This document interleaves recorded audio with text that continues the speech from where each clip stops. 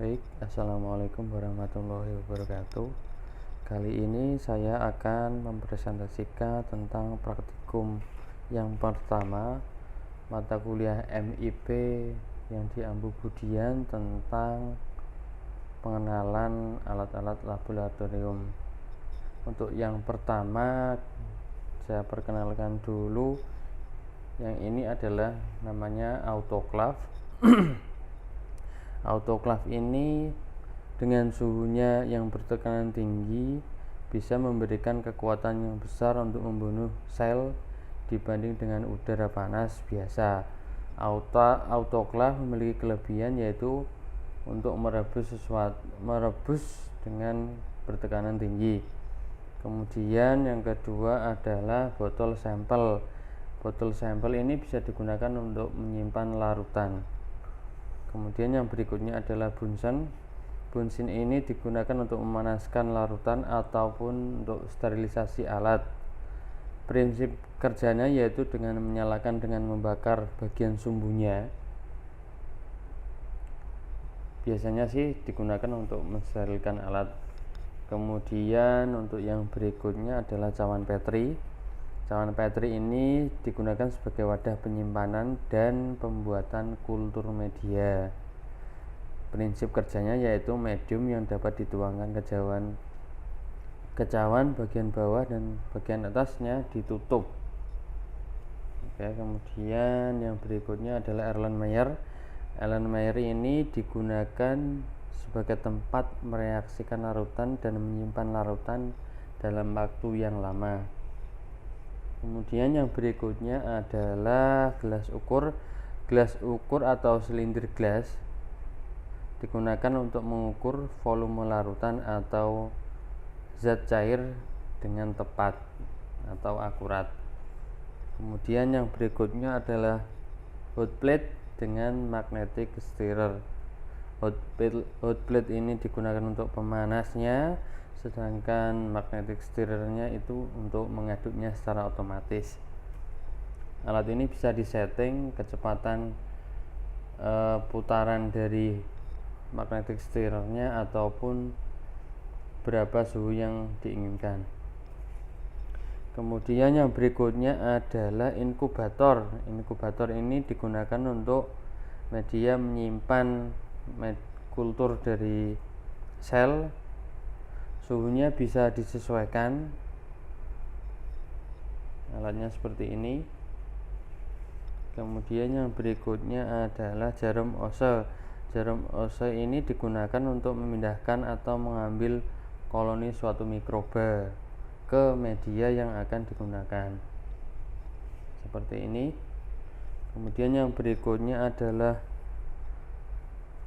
label atau spidol.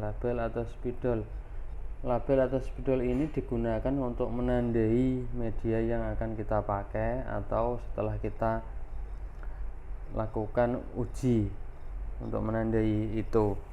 Kemudian yang berikutnya adalah labu ukur. Labu ukur ini kenapa disebut labu? Mungkin karena bentuknya seperti labu. Alat ini digunakan untuk mengencerkan zat tertentu hingga batas leher labu ukur. Ini ada batasnya di leher-lehernya.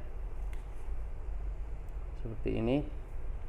Kemudian lidi kapas. Lidi kapas di sini prinsipnya hampir sama dengan jarum Ose, yaitu digunakan untuk mengambil sebuah sampel.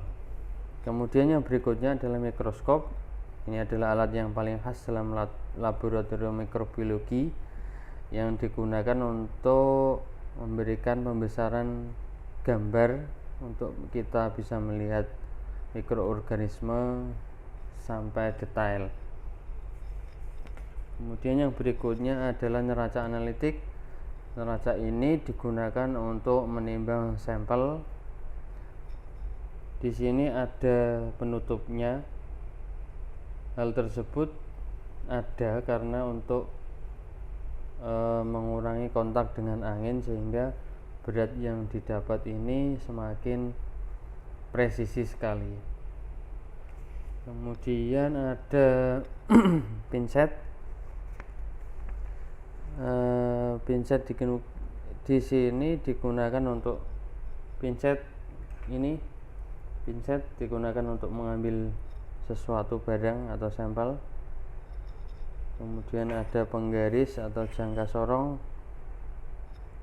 ini digunakan untuk mengukur, misalkan kemarin ada uji penanaman cakram antibiotik, luas area yang bening itu berapa, bisa diukur dengan ini.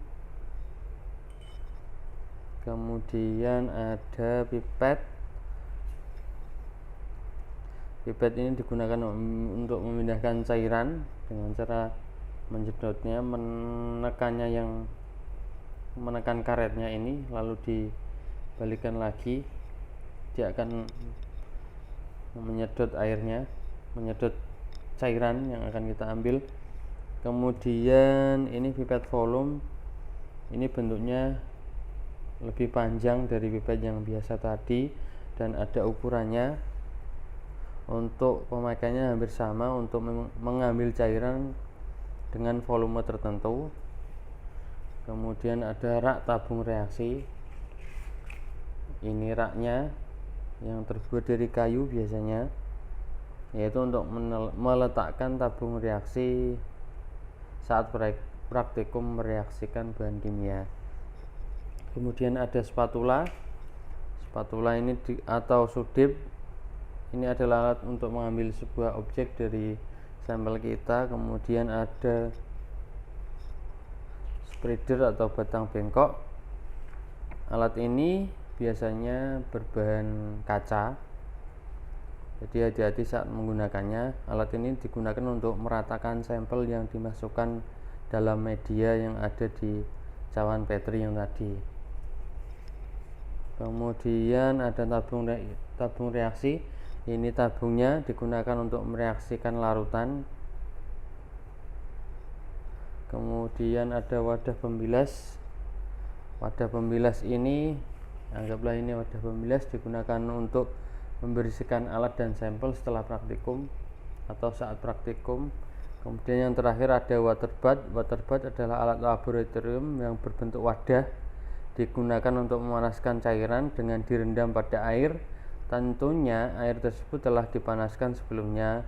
Di dalam water bath terdapat air yang memiliki suhu yang konstan. Ini pengatur suhunya. Nah, ini bisa kelihatan. Nah, ini pengatur suhunya. Demikian pengenalan alat-alat laboratorium dari saya. Semoga bermanfaat. Kurang dan lebihnya saya mohon maaf. Assalamualaikum warahmatullahi wabarakatuh.